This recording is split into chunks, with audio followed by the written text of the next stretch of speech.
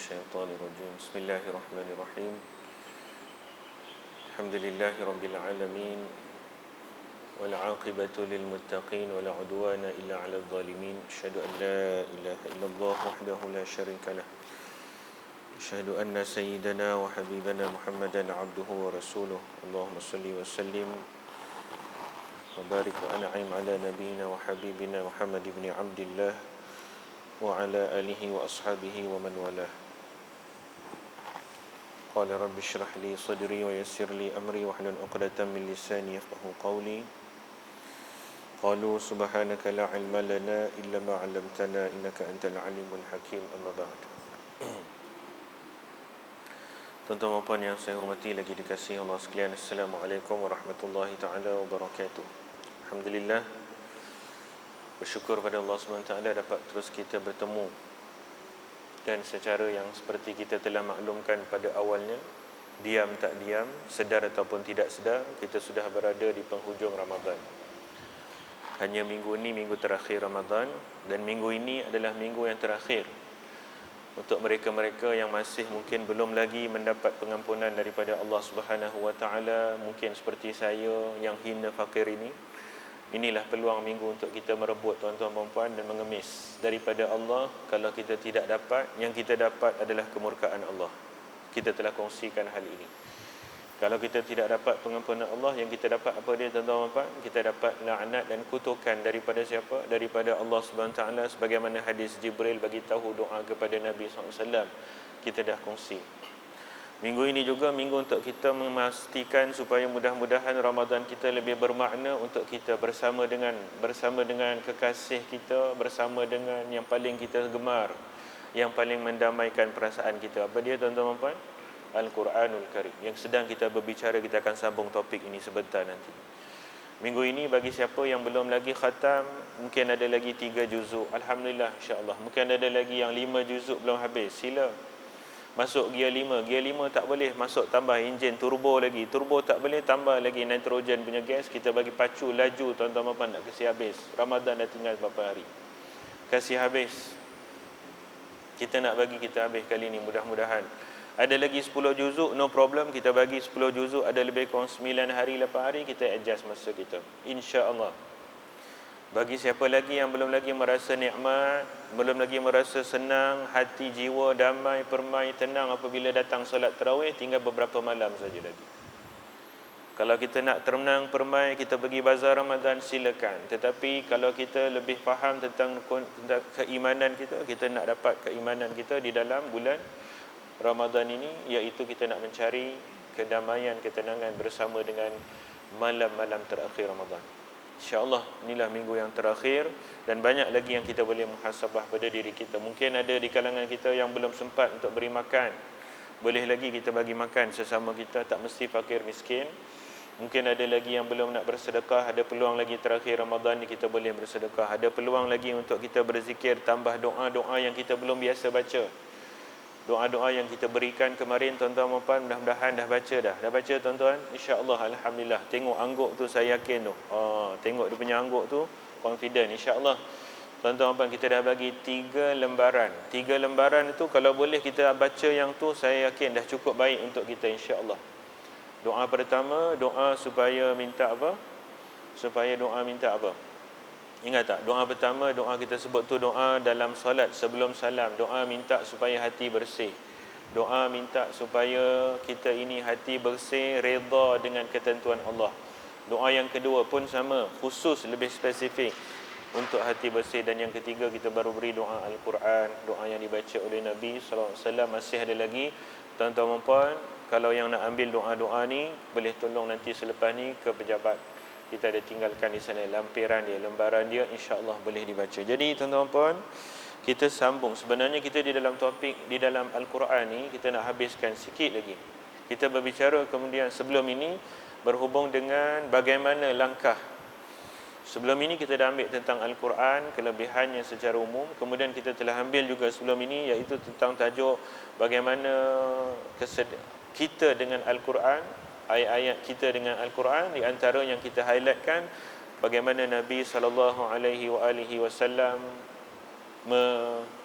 mengeluh bagaimana Nabi SAW merintih di hadapan Allah Subhanahu Wa Taala tentang sedihnya baginda Nabi SAW terhadap sikap kita yang mengabaikan Al-Quran. Apa dia maksud mengabaikan? Apa maksud dia kita meninggalkan Al-Quran?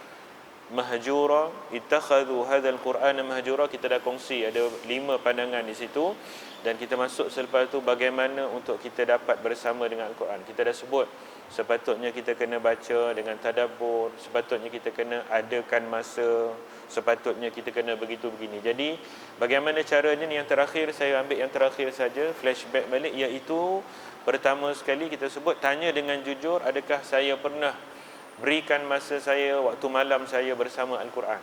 Cara untuk kita boleh insya-Allah jadi orang yang mentadabbur ayat Al-Quran. Cara insya-Allah kita boleh jadi orang yang kita dah dengar banyak hadis kelebihan Al-Quran yang saya tak nak ulang, tak perlu sebut lagi. Banyak sangat kita dengar hadisul qiyam di Masjid Darul Ghufran. Tiap-tiap malam kita baca hadisul qiyam sebelum solat tarawih. Kita baca antaranya, ulang-ulang kita baca hadis yang lebih kurang sama. Al-Quran, puasa, beri syafaat kepada seseorang pada hari kiamat. Al-Quran akan berkata, ya Allah, dia tak tidur malam sebab kerana baca aku. Puasa akan berkata, dia tahan lapar sebab takut. Ini semua kita dah baca. Banyak lagi hadis-hadis kelebihan Al-Quran. Al-Quran akan beri cahaya dalam kubur.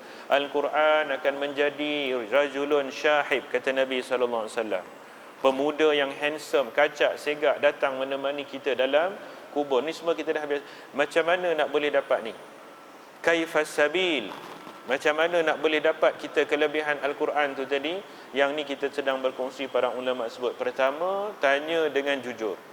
Adakah kita pernah berikan malam kita dengan Quran? Adakah kita pernah berikan? Adakah kita pernah benar-benar fokus, benar-benar kita berikan masa malam kita walaupun tidak banyak dengan Al-Quran? Inilah langkah dia. Tiada jalan yang kedua dan ketiga. Kerana sekali lagi kita pun dah kongsi, kelebihan membaca Al-Quran pada waktu malam ini terlalu banyak. Dan itulah sunnah yang dilakukan oleh baginda Nabi SAW dan para sahabat dan para pengikut mereka. Di kalangan tabi'in, ulama-ulama hebat. Sebut saja nama ulama siapa? Sebut saja ulama fiqh, ulama hadis, ulama usul. Ulama fiqh yang kita kenal siapa? Imam Syafi'i, Imam Ahmad bin Hanbal, Imam Malik bin Anas, Imam Abu Hanifah, Nu'man bin Thabit. Siapa lagi kita kenal? Mereka ni semua, kalau kita baca sejarah, mereka malam dengan Quran. Kita dah sebut dah contoh, Imam Syafi'i 3 hari jawab soalan. Sebab kenapa 3 hari bagi masa?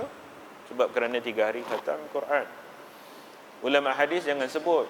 Ulama hadis, siapa yang kita kenal? Ulama Imam Bukhari, Imam Abi Dawud, Tirmizi, Sufyan As-Sawri, Hasan Al-Basri, Sufyan bin Uyainah, Qatadah bin Da'amah. Kita sebut nama siapa ulama. Mereka malam dengan Quran. Ulama usul, Imam Ghazali, Masya Allah.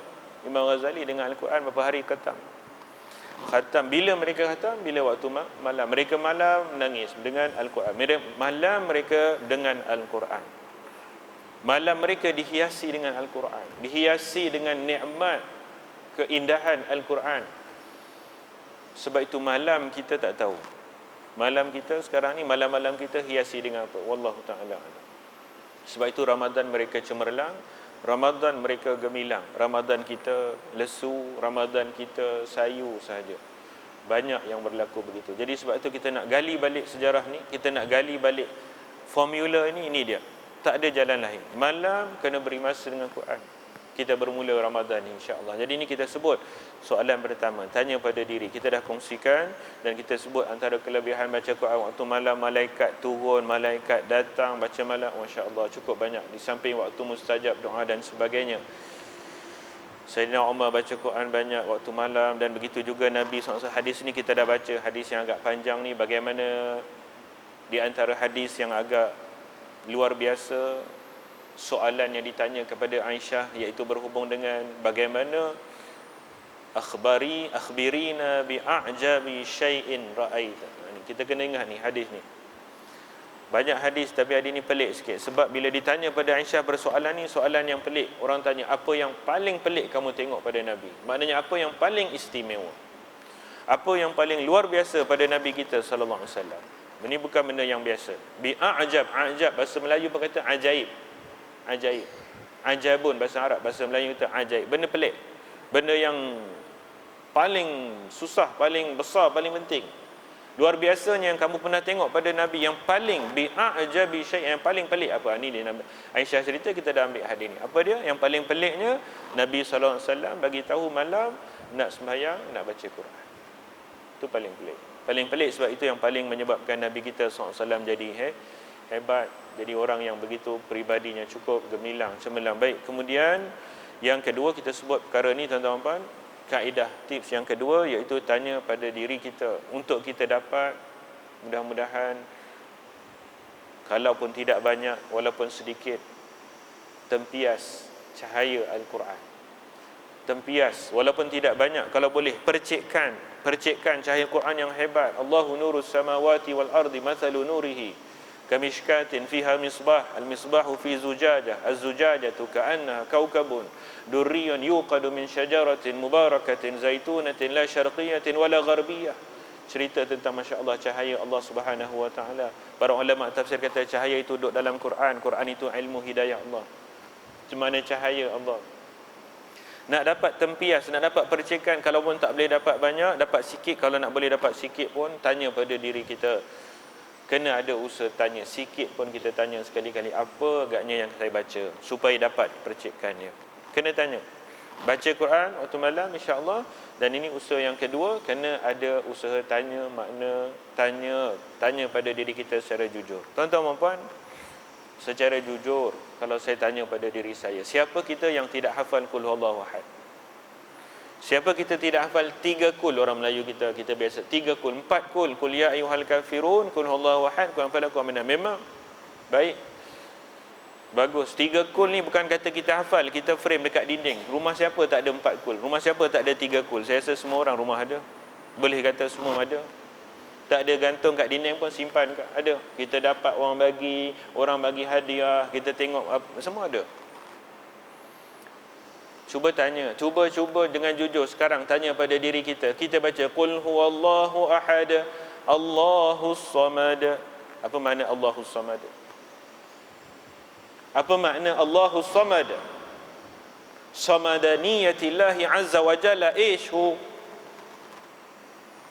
Cuba tanya dengan jujur. Qul a'udzu birabbil falaq min syarri ma khalaq wa min syarri ghasiqin idza waqab.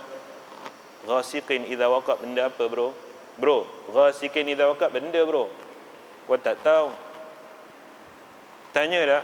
Minta maaf tuan-tuan saya sebut ni. Ini kata ulama ni cara kaedah yang kedua. Tanya dengan jujur pada diri. Kita tanya dah. Bila kita tak tanya, kita buat tak kisah. Kita nak kena tanya. Kita kena tanya baru kita nak tahu cari. Kat mana kita nak cari jawapan, kat mana kita nak dapat dia punya maklumat, ilmu dia di mana, di situ kita rujuk. Kita kena tanya. Kita baca saja selalu. Ghasiqin idza waqab, Rabbil falaq, Naffathati fil uqad. Ish al uqad? Uqad ish? Naffathat. Apa makna naffathat? Masya-Allah. Subhanallah, tuan-tuan puan-puan, kalau kita tidak ada jetikan, kalau kita tidak ada lintasan, kalau kita tidak ada usaha cetusan yang seperti ini, saya rasa bagaimana kita nak bermanja, bagaimana kita nak dapat keberkatan. Sebab itulah ini perkara dia. Dua. Ini perkara yang kedua, kita kena tanya dengan jujur. Tuan-tuan puan-puan, selepas daripada itu ni kita nak sambung pada tengah hari ni. Yang saya sebut tadi itu kita dah kongsi kemarin sebenarnya. Kita nak sambung terus pada petang ini, iaitu beberapa perkara penting. Mudah-mudahan yang tadi kita akan usahakan. Kita akan baca, kita akan cuba usaha lebih untuk bertanya, memahami makna dia, insya-Allah. Dan mungkin Ramadan ni ada beberapa hari terakhir ni kita boleh mulakan langkah tuan-tuan dan puan. Bukan baca je.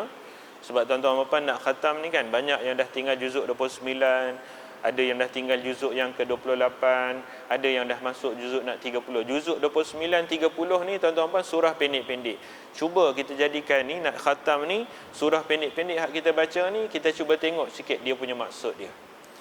Tak nak ambil tafsiran pun tak apa, ambil makna terjemahan dulu pun okey dah kira alright, boleh nampak sikit sebanyak. Ada kitab-kitab terjemahan, ada kita tengok, kita boleh ambil, insya-Allah. Kita cuba usahakan. Dan selepas pada tu yang kita nak sambung sekarang ni iaitu tentang beberapa penting adab. Adab ni banyak sangat tuan-tuan dalam membaca Quran. Ada banyak adab.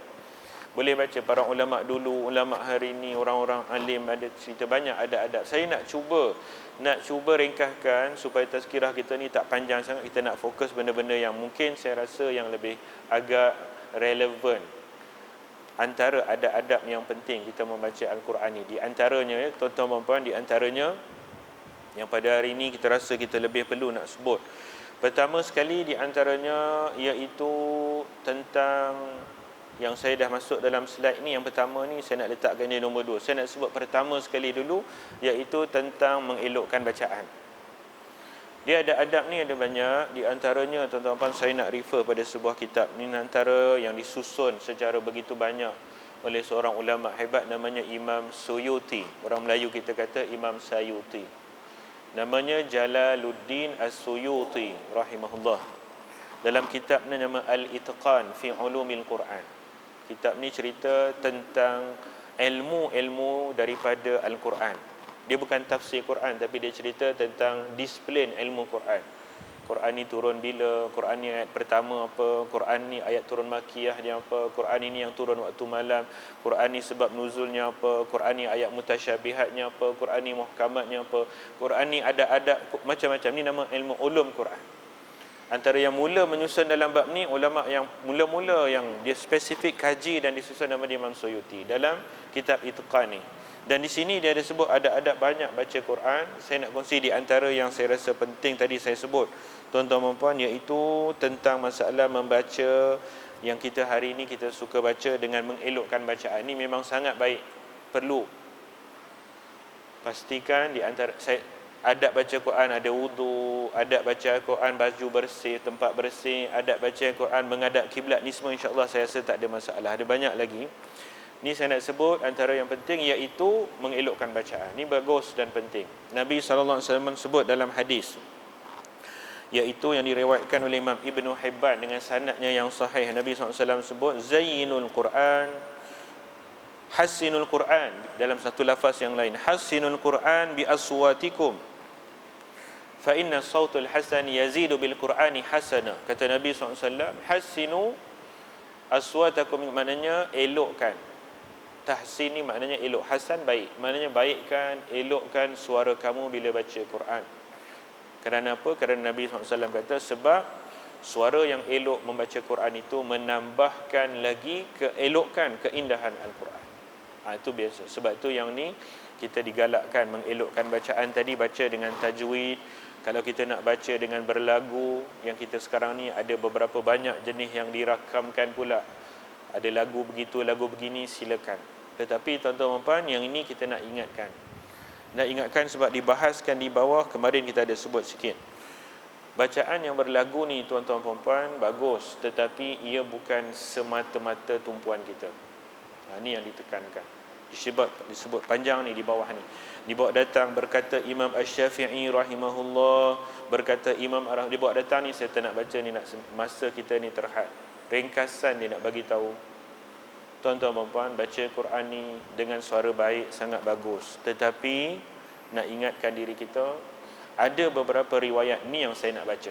Riwayat seperti yang disebutkan oleh Imam At-Tabrani dan Imam Al-Baihaqi. Saya nak baca hadis ni, yang mana Nabi SAW beri peringatan. Peringatan ini saya rasa sangat relevan nak baca hari ini. Kenapa? Kerana secara jujur saya tabik tuan-tuan dan puan semua dulu yang depan saya. Secara jujur kita dapati pada hari ini ramai termasuk dalam bab ni, iaitu kita yang lebih sekarang ini mementingkan lagu.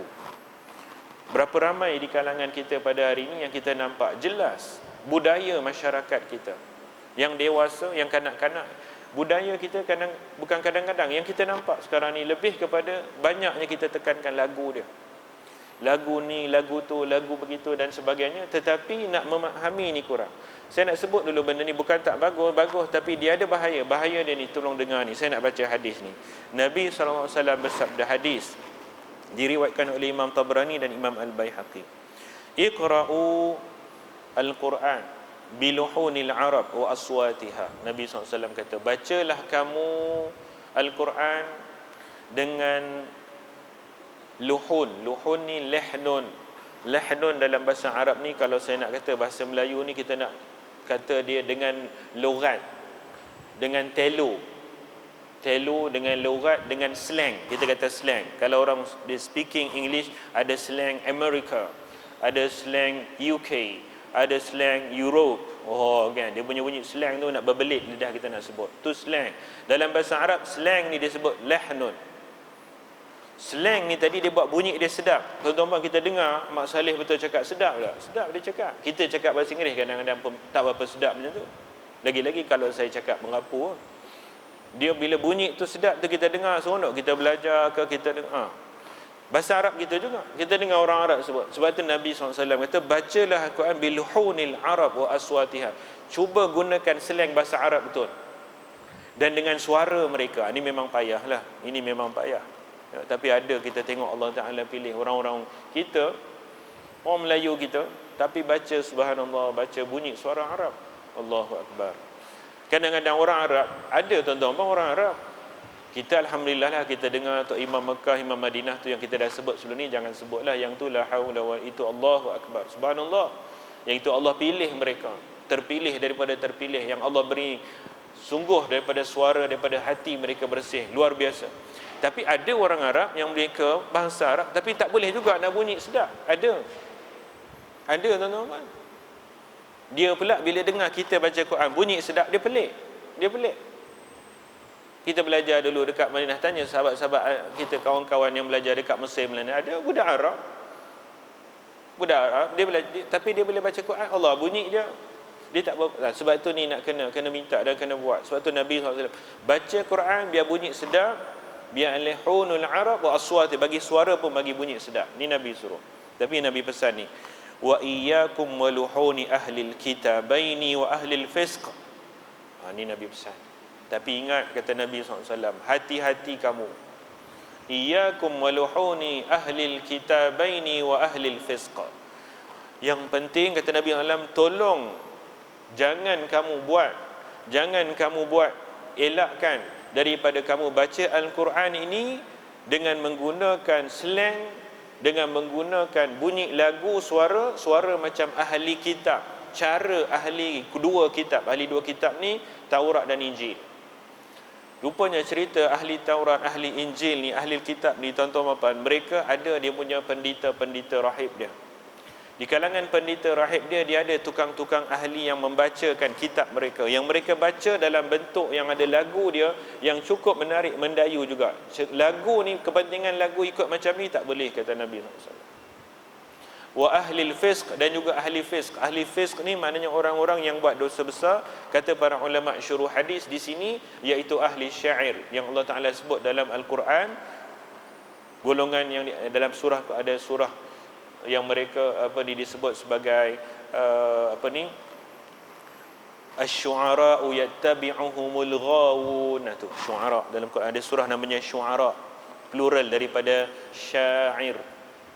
Ahli syair ni bukan kita ahli bahasa kita syair ni lah. Ni ahli syair maksudnya iaitu mereka yang dia baca bait-bait yang kita kata saja, ataupun kitab-kitab lama Taurat Injil ni dengan dia punya lagu tu. Yang ni kita tak boleh ikut. Yang kepentingannya dia nak bagi dengar tu bunyi lagu tu. Ni dia. Yang ni kita tak boleh ikut. Termasuk juga kata sebahagian para ulama tafsir, asy-syu'ara yang dalam Quran tadi yang Nabi sebut ni, yang ahli fisq ni, iaitu yang mereka bukan dia baca dengan bentuk syair tetapi taghanni. Ni masalah lain. Dia baca dengan bentuk macam menyanyi pula, nyanyi tu bab lain. Ni dulu pun ada, tapi dia baca tu macam nak bagi bunyi, bagi orang khayal, bagi orang asyik. Ni bahasa Arab juga, ishq. Orang Melayu kita kata asyik. Sekarang tak bunyi asyik, sekarang bunyi syiak. Dia kata syiak.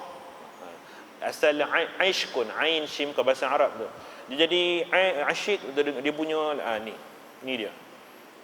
Ini Nabi SAW sebut. Kemudian Nabi sambung lagi, Rasulullah SAW, hadis ni disambung. fa innahu sayaji'u aqwamun yurajji'una bil Qur'ani tarji'il ghina'i war rahbaniyah. Ni dia. Satu persatu Nabi sebut. Kerana nanti kamu akan dapati, sayaji'u, kamu akan dapati, akan datang nanti. Nanti ni bila? Sekarang ni lah, akhir zaman. Aqwamun, kaum-kaum, manusia yang ramai. Yurajji'un dalam bahasa Arab maknanya mereka yang meninggikan suara dan melagukan. Tarji' ni maknanya melagukan suara. Bil Quran, mereka melagukan suara mereka dengan Al-Quran. Tarji'ul ghina'i war rahbaniyah, seperti mereka melagukan lagu ghina war rahbaniyah, dan rahib-rahib paderi yang dulu melagukan suara mereka dengan membaca mentera dan serapah mereka dan bait-bait kitab nama mereka. Itu dia. La yujawizu hanajiruhum, tidak keluar benda tu daripada tenggorok. Hanajir ni tenggorok. Tidak keluar ayat-ayat itu daripada tenggorok mereka. Maftunatan qulubuhum wa qulubi man yu'jibuhum sya'nuhum, tidak keluar benda itu daripada leher mereka kecuali hanya menjadi fitnah ke atas hati mereka dan ke atas hati orang-orang yang mendengar mereka melakukan perbuatan tersebut sahaja. La haula wala quwwata illa billah. Ni sebab tu saya kata saya nak pilih ni adab antara yang saya nak highlightkan.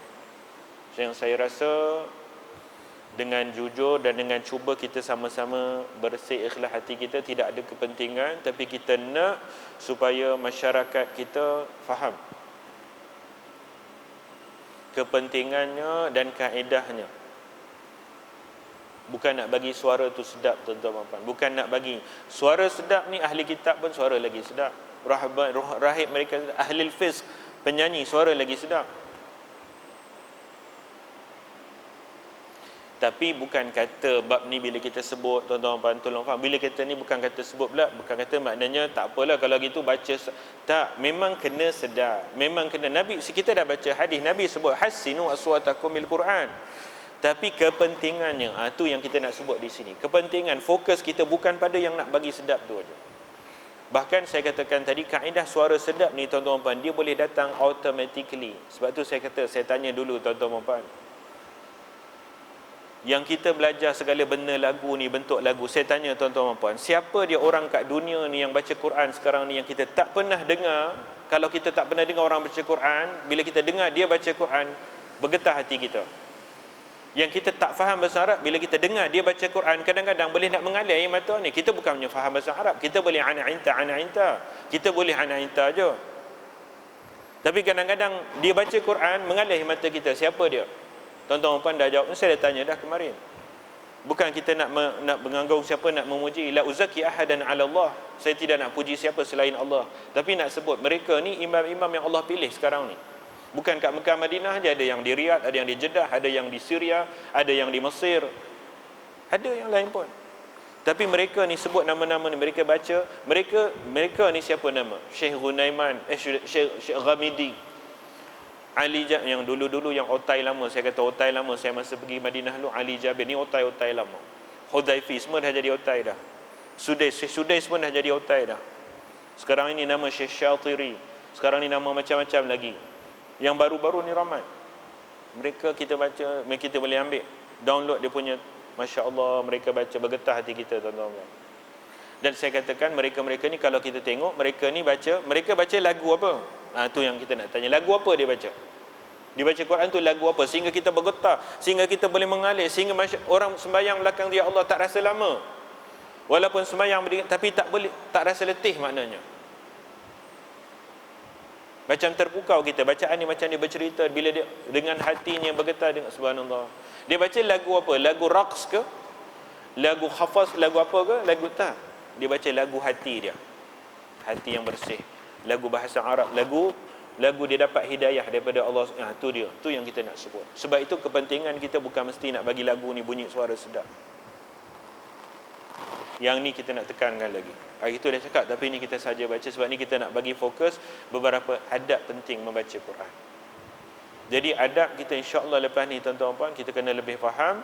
Elokkan bacaan, elokkan suara, tetapi ini bukan kepentingan kita sehingga kita habis segala-gala pun kadang-kadang nak bagi suara sedap. Dan yang lebih bahayanya kita tak nak sebut, tapi ini pun berlaku, lebih bahaya yang Nabi sebut ni tadi, ahli kitab ke, ruhban ke, rahib-rahib, paderi ke, ahlul fisq ni, mereka buat apa? Dengan suara mereka tu, dengan kesedapan tu, jadi kebanggaan mereka lah. Yang itu kita tak nak. Jadi keegoan mereka, jadi suatu yang menjadikan semakin sombong, semakin angkuh, semakin ego, riak, bongkak mereka. Ni buat apa? La ilaha illallah. Baca Quran jadi macam tu buat apa? Tak nak, tuan-tuan, mudah-mudahan Allah pelihara kita. Tak nak rugikan dengan Al-Quran. Baik, yang ini saya masukkan yang kedua ni, elakkan daripada berlawan tinggi suara. Ni pun realiti sekarang ni. Ini lagi-lagi musim-musim kita tengah i'tikaf, musim-musim i'tikaf 10 Ramadan terakhir ni kita tahu, masya-Allah, Allah Subhanahu Wa Taala bagi peluang kepada kita, tapi kadang-kadang memang ujian. Secara jujur kita kata kita payah. Nabi SAW 10 Ramadan buat apa, tuan-tuan? Nabi SAW 10 Ramadan sibuk buat apa? Sibuk buat kuih macam kita ke? Makcik kat atas senyum, ustazah kat atas senyum, dua-dua. Sibuk buat kuih macam kita ke 10 Ramadan terakhir? Nabi SAW sibuk cari kapet ke? Sibuk cari baju tak siap lagi ke? Nabi SAW 10 Ramadan buat apa? Namanya i'tikaf.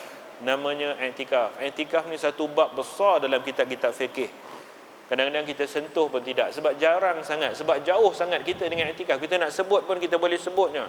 Hari ni kita nak buat, Allah, dengan dunia kita, dengan kerja, dengan kerjaya, dengan macam-macam. Tapi kita kena sebut juga dengan penuh rasa rendah hati, dengan rasa kita ni hina, kita sebut. I'tikaf ni kena bagi tahu. Ni Nabi SAW buat. Ya Allah, ampunkan kami lemah, tak boleh buat. Tapi kami tak boleh buat, kami nak cuba. Cuba macam mana? I'tikaf ni semua masa duduk dalam masjid. Nabi SAW 10 akhir Ramadan duduk dalam masjid terus. Tidur pun kat masjid. Keluar katil Nabi SAW, bawa keluar, letak dekat dalam masjid, tepi tiang masjid.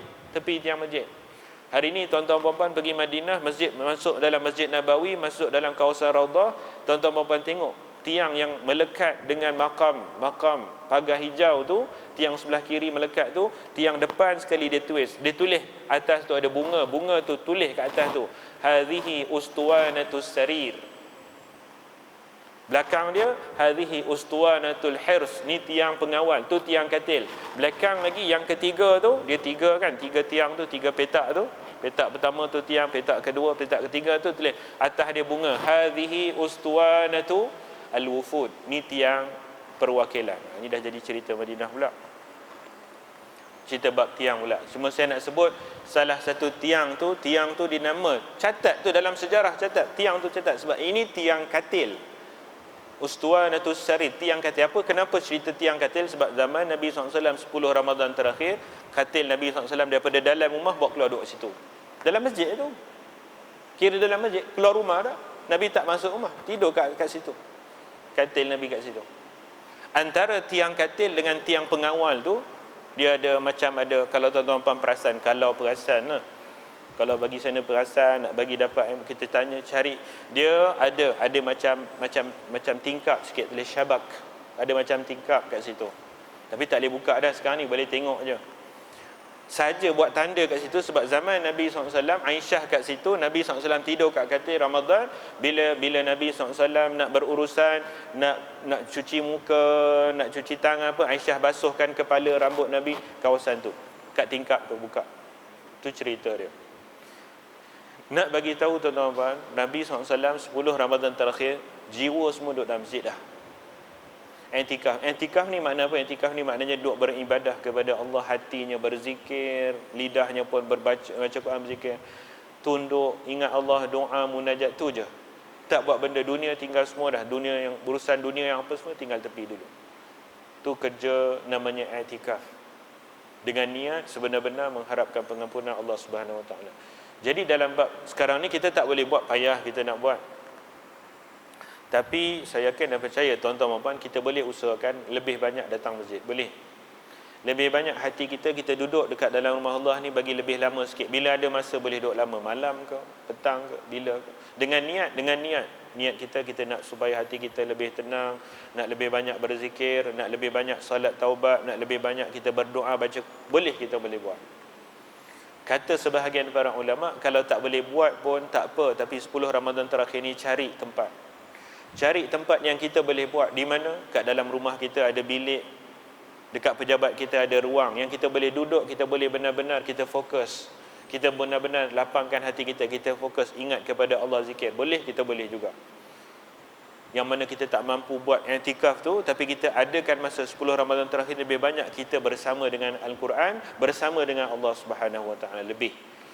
Ni balik kepada yang kita nak sebut ni, ketika mana dalam suasana yang macam ni, bila di masjid khususnya, maka elakkan daripada berlawan tinggi suara. Ni kadang-kadang dia jadi. Sebenarnya ada banyak adab lain. Bila kita bercerita tentang Al-Quran, kita nak sebut yang Al-Quran ni sahaja. Yang Al-Quran ni iaitu jangan ada yang baca Al-Quran suara tinggi, lepas tu nanti orang sana baca suara tinggi, yang orang sini pun. Sebab ramai-ramai semua pun i'tikaf juga, semua pun nak baca Quran, semua pun nak berzikir, semua pun nak berdoa, semua nak munajat, tapi semua baca suara tinggi, dah jadi apa?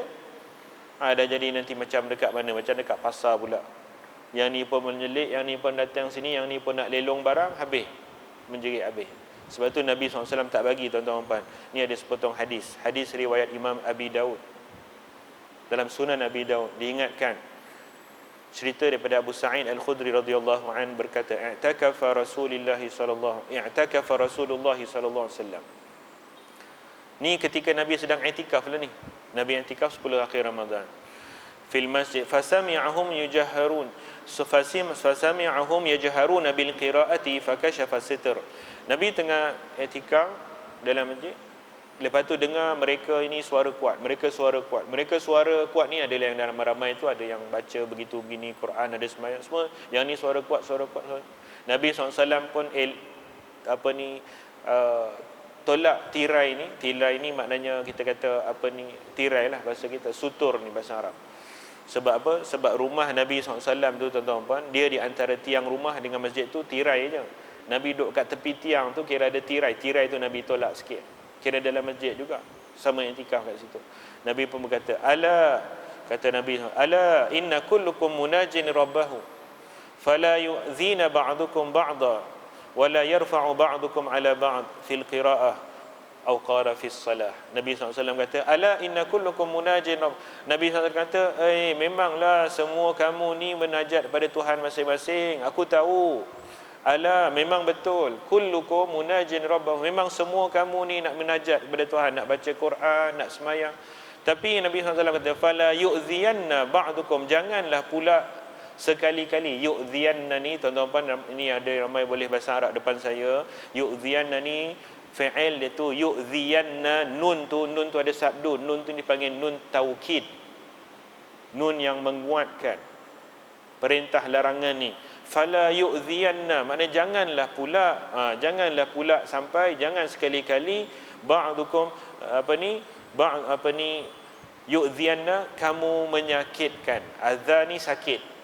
Janganlah sampai pula kamu menyakitkan, mengganggu, maknanya ba'dukum ba'da, sebahagian kamu kawan yang lain. Wala yarfa'u ba'dukum ala ba'din fil qira'ah aw qala fi sadr, dan janganlah pula sengaja kamu meninggikan, yarfa'u, tinggikan suara antara seorang kamu dengan seorang dalam baca Quran ataupun dalam solat. Clear. Nabi SAW sebut. Nah, jadi ini antara adab yang penting yang kita nak sebut, yang ada dia punya hubung kait dengan suasana yang saya rasa perlu sama-sama kita beri. Jadi kita masing-masing duduk dalam masjid, jaga adab ni. Baca Quran, kita baca ikut yang sesuai suara kita. Kadang kita baca, kita doa, kita baca suara kuat, orang terganggu. Orang tengah nak solat, orang tengah nak baca doa dan sebagainya. Baik, jadi yang ada pula yang kata ada orang yang sedang tidur. Ada pula orang kata ada orang sedang tidur. Orang puasa tidur pun dapat pahala kan Ustaz, dia kata. Tu saya malah nak komen pula, hadisnya sangat lemah. Hadis sangat lemah tu jadi popular kita. Oh, tidur orang puasa dapat pahala, dia pun duduk pantai tidur panjang. Datang masjid pun i'tikaf tidur saja. Tidur pun dapat pahala, setan takut. Setan mana yang takut? Setan pun tak ada bulan Ramadan ni kot. Yang penting nak bagi tahu hadis tidur bulan puasa ni, hadis tu sangat-sangat lemah, tuan-tuan dan puan. Tak boleh nak jadi hujah tu. Tak boleh jadi hujah. Hadis orang tidur bulan puasa ni, hadis terlalu amat lemah. Terlalu amat lemah ni tak boleh jadi hujah. Kena ingat tu. Jangan pakai lagi hadis, tak payah cerita bab tidur. Bab tidur tak nak. Nak tidur sila, tapi jangan cerita bab tidur ni kata dapat pahala apa, tak payah duk sibuk benda tu. Tidur sila, tak apa, tidur memang orang pun boleh tidur. I'tikaf tu memang bila letih tidur. Dia jadi alasan pula nak bagi tidur dapat pahala, tu tak boleh. Hadis terlalu amat lemah, tak boleh nak pakai buat jadi hujah. Baik tuan-tuan dan puan, nampaknya kita sampai sini. Lalu ada beberapa lagi sesi yang kita nak sentuh insya-Allah dalam Quran. Ada beberapa pesanan Nabi SAW yang mungkin juga penting, surah-surah yang ada dalam Quran yang kita boleh baca bagi penenang jiwa dan sebagainya. Saya akan kongsi nanti dengan izin Allah Subhanahu wa taala. Wallahu taala alam. Bismillah, alhamdulillah, wassalatu wassalamu ala Rasulillah. Allahumma ighfir dzunubana wastur uyubana wa amin rawatina wa ajirna min khizyid dunya wa adzabil akhirah. Allahumma amnun bil afiyati wa ghuduwana wa rawahana wa khtimis salihati amalana wa ajalana. Ya Allah, wahai Tuhan kami, berilah kami kekuatan, bantuan ya Allah untuk menamatkan bulan Ramadan kami pada hari-hari terakhir ini dalam keadaan redha-Mu ya Allah. Bukalah pintu rahmat, bukalah pintu taubat, bukalah pintu bantuan kepada kami ya Arhamar Rahimin. Ramai di kalangan kami yang belum khatam Al-Quran ya Allah, berilah kami kekuatan untuk melakukannya. Ramai di kalangan kami ya Allah yang mungkin belum lagi Engkau terima taubat kami ya Allah, ikhlaskan hati kami mohon taubat daripada-Mu. Ramai di kalangan kami ya Allah mungkin belum lagi Engkau terima sebagai hamba-hamba yang Kau redai, belum rasa nikmat untuk kami solat tarawih, belum rasa lazat dengan zikir yang kami baca, belum rasa tenang damai hati kami dengan solat qiyam yang kami lakukan ya Allah. Ramadan yang terakhir ini, hadirkanlah keikhlasan dalam hati kami. Cucurilah rahmat keridaan-Mu. Rabbana atina fid dunya hasanah wa fil akhirati hasanah wa qina adzabannar. Walhamdulillahi rabbil alamin. Subhanallah bihamdi, subhanallah wa bihamdik, asyhadu an la ilaha illa anta, astaghfiruka wa atubu ilaik. Qul qawli hadza astaghfirullahal azim li wa lakum. Wassalamu alaikum warahmatullahi wabarakatuh.